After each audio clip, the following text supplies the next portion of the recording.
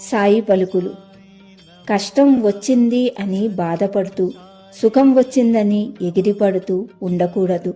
కష్టం వచ్చినప్పుడు ధైర్యంతో, చిరునవ్వుతో, విశ్వాసంతో ఎదుర్కోవాలి. అప్పుడు అడ్డంకులు కూడా విజయానికి దారి చూపిస్తాయి. సుఖం వచ్చినప్పుడు నాకేమిటి అని కాకుండా వినయంగా, ఓపికగా ఉండాలి.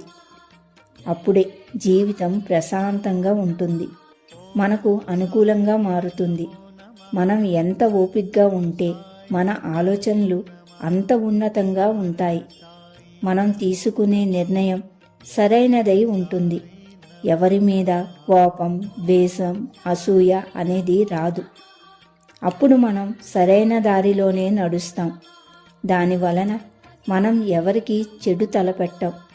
ఆ ధర్మమే మనకు రక్షగా కాపాడుతుంది. ఇదే జీవిత సత్యం. ఓం సాయిరామ్.